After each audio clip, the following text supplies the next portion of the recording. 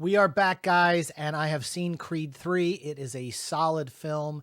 Jonathan Majors steals every scene he's in. He's a scene stealer. He did this in Ant-Man. He's just so damn good at what he does. He just takes from everyone. It's not his fault. I'm sure he doesn't look at it that way when he's in a scene and he's working it with other actors, but he's just like, you just stare at him and you just see his eyes and it's insane. The guy is just extremely talented. Michael B. Jordan, I think he did a really good job directing as a directorial debut. The movie had really good moments in it. It was a different kind of take for this character. I won't go into too many spoilers at all. I will say this, the film was lacking some Stallone.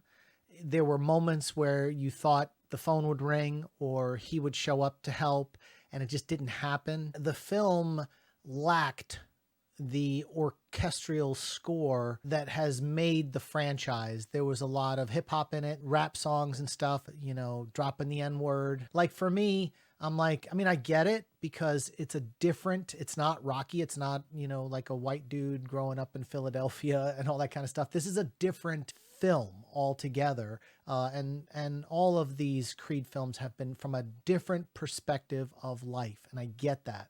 I just enjoy that music, that Rocky music, and they've been able to pepper it in the last two films really well.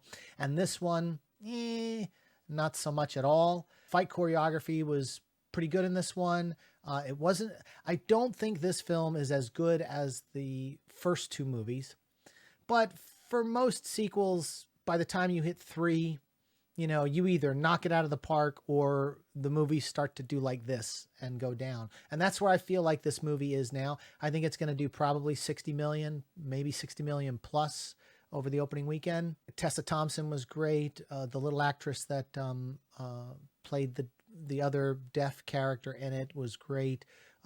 Duke, who is his coach, his trainer, is really good in this. I've liked him in this franchise. Has it run its course for Michael B. Jordan? That's really the question. He's directed this one. That's 3. He's got a trilogy. He's got so much more to do with his career. Does he still want to keep trudging down this kind of franchise where, after Rocky 3, Rocky 4 was awesome, then Rocky 5 was terrible, then Rocky Balboa was good again, and then they were like, no, we got to reboot it and let's go in this direction with Creed. So the thing is, like, do you really want to stretch this out over 5 or 6 films? I mean, how much more can you get? One of the realistic parts about the film that I thought was the fact that he was friends with Drago, a little spoiler alert. And so it's kind of like, when you see Mike Tyson hanging out with some of the people that he's fought in the past, and they're chumming it up. It's the same kind of thing. So there's this respect and friendship that forms with his past opponents, which is very realistic to like how boxing really is. It's all talk up until the match, you fight, and then afterwards everybody's like hugging and happy.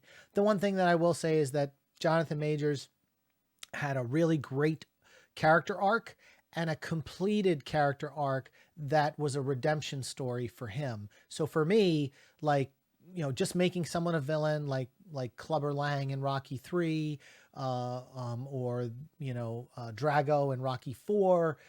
The thing is, like, until Creed 2, Drago really didn't get a redemption story.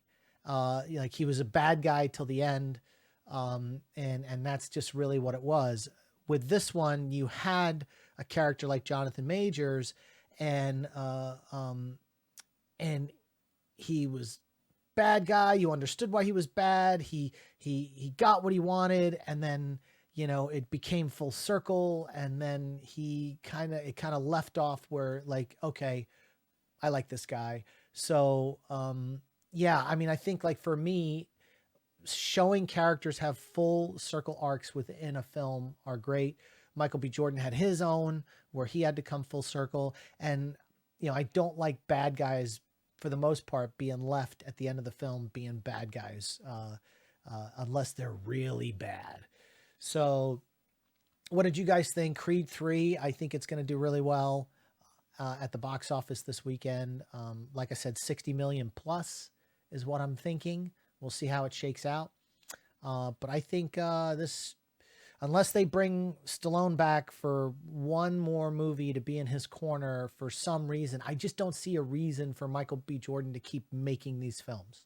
I feel like this is it. It's a good trilogy. Leave it at that. It'll sit in a Blu-ray box set of 3 films, and it'll look good on your shelf. And don't screw it up, because if you keep going, I don't know.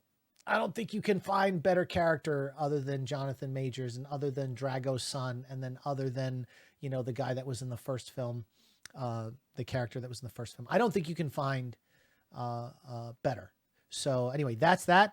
What did you guys think? Creed 3? Let's talk about it in the comment section, and we'll see you on the next one.